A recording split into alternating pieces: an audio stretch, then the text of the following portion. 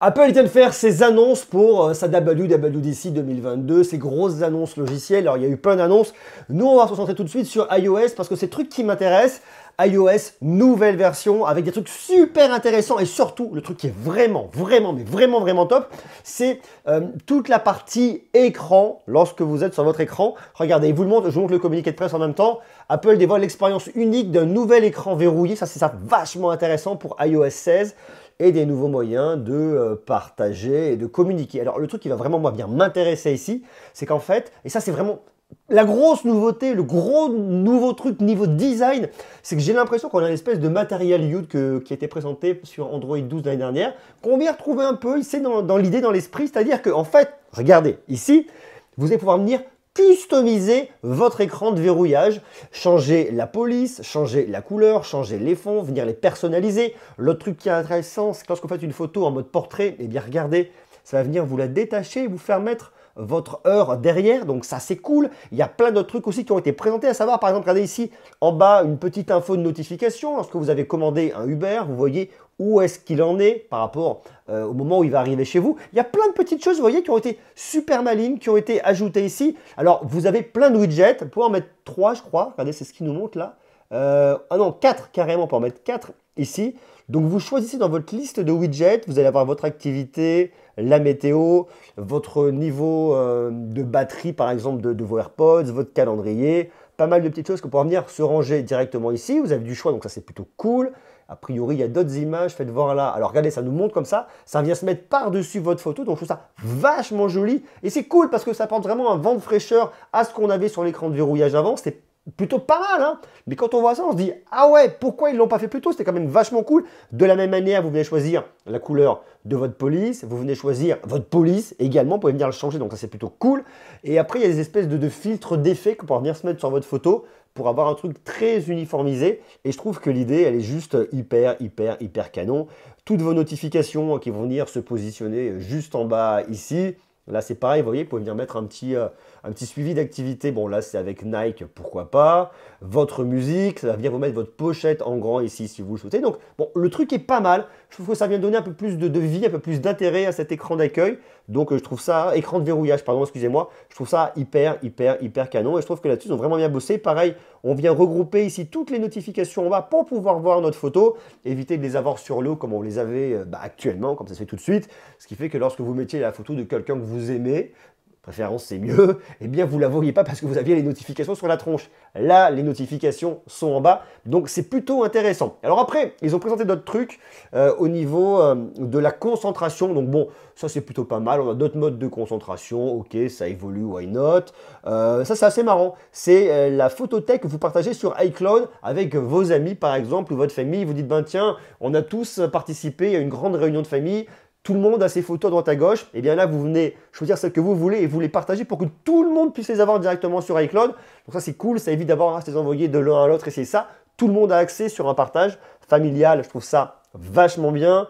Il y a également des mises à jour qui ont été apportées à Message. Bon, le truc qui est intéressant, c'est que lorsque vous avez envoyé un message, vous pouvez venir ici le supprimer. Ça, c'est plutôt pas mal. Vous pouvez venir également éditer un message. Alors, ça fera apparaître à la personne, ce message a été modifié. Mais si vous vous êtes trompé, que vous avez mis un truc qu'il ne fallait pas à la mauvaise personne, vous pouvez venir l'éditer. Donc, je trouve quand même le truc est assez rassurant ici.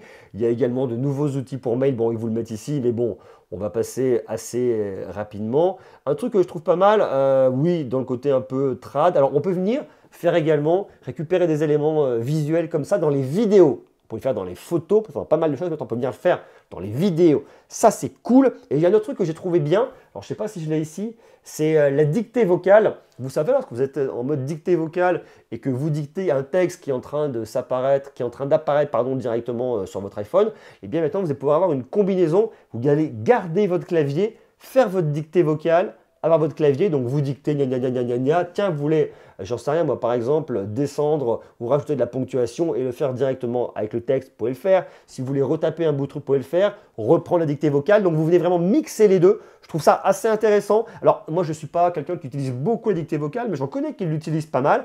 L'idée d'avoir un peu ce mix dictée-clavier, je trouve que ça a un sens et que c'est plutôt intéressant. Je trouve ça plutôt bien. D'ailleurs, dites-moi ce que vous en pensez en bas en commentaire. Est-ce que vous utilisez la dictée vocale ou alors absolument pas? Autre truc que j'ai trouvé assez marrant, là par exemple, vous voyez, il y a une photo avec un chien. Ça ne vous aura pas échappé. Eh bien, vous pouvez venir faire un copier du chien. Vous allez s'appuyer, ça va vous faire un copier du chien. Vous récupérez la photo du chien et vous pouvez venir la coller ensuite directement dans un message pour l'envoyer à des amis, ci et ça. Tiens, regarde mon chien, je t'envoie la photo. Tiens, j'ai trouvé ce chien marrant, je te l'envoie. J'en sais rien si ça a vraiment un sens, mais on voit de nouveaux usages qui n'existaient pas. Donc, je trouve ça assez rigolo. Un autre truc qui est assez marrant au niveau d'Apple Play, ils ont créé un truc qui s'appelle Apple Play Later. Ça veut dire en fait c'est l'Apple Pay, je vais y arriver, où vous allez payer plus tard. Alors, le détail, je l'ai noté juste là.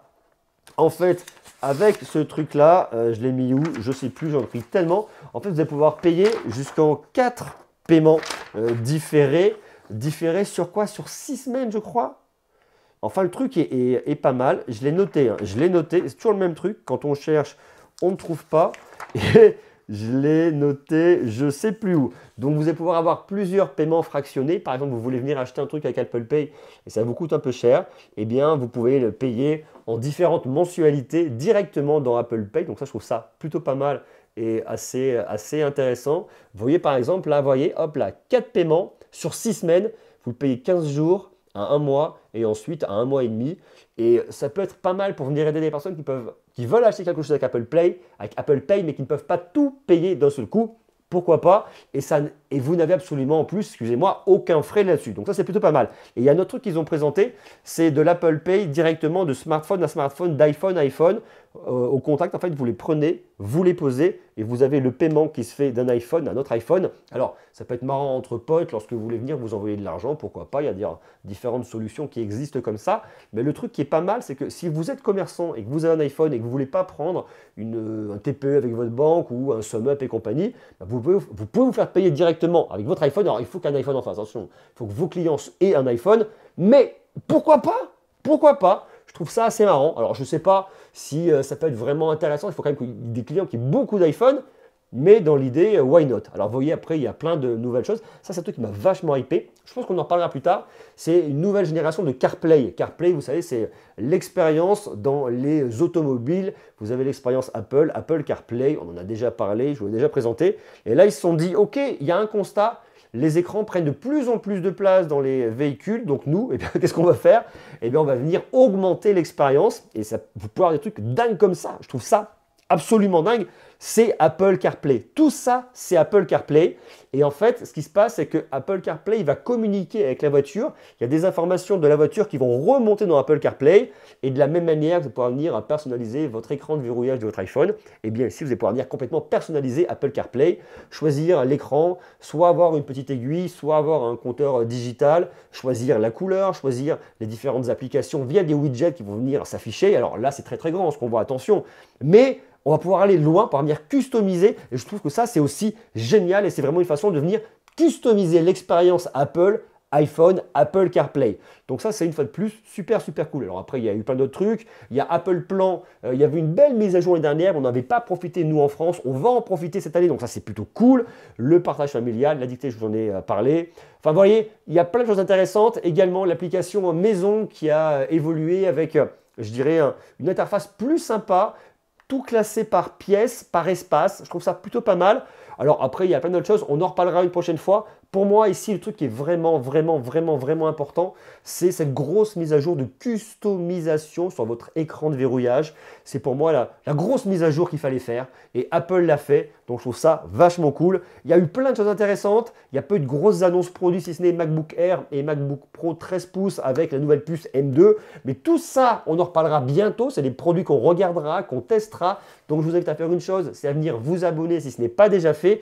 Et vous allez voir, ces trucs-là, on va venir les tester, on va venir tester ces nouvelles fonctionnalités dès qu'elles seront dispo. Parce que ça me plaît bien. Je trouve ça intéressant. Ça va dans le sens de l'histoire. Alors après, à côté de ça, j'étais un peu frustré à un moment parce que je dis OK, ils nous présentent de nouveaux fonds d'écran. On voit la planète Terre et quand on rentre dessus, on voit hop là, comme si on arrivait sur la planète. C'est pas nouveau, j'ai déjà vu chez Xiaomi sur MIUI. Je ne sais plus quelle version MIUI, mais ça je l'ai déjà vu. Donc il y a des choses qui viennent mettre en place. Vous voyez, toujours un peu cette idée de personnalisation un peu à la Material You sur Android 12. Bon, ça avance. Il y a des choses où ils viennent se mettre à jour, il y a des choses où ils viennent vraiment innover. En tout cas, l'expérience, je la trouve cool, je la trouve intéressante. hâte de la tester, hâte de la découvrir et hâte de la mettre dans mon iPhone. Donc ça va être cool. Dites-moi vous, quelle est la fonctionnalité qui vous a le plus intéressé, celle que vous avez envie d'intégrer dans votre iPhone? Est-ce que vous êtes hypé par ce qui a été présenté ou est-ce que vous êtes plutôt un peu mitigé, un peu frileux? J'en sais rien, on verra. Marquez-moi tout ça en bas en commentaire. On en reparle très bientôt parce qu'il y a eu plein de jolies annonces. iPadOS, macOS, plein de trucs. Donc tout ça, on en reparle très bientôt. Je vous embrasse, prenez soin de vous et à bientôt. Ciao, des bisous, bisous, bisous.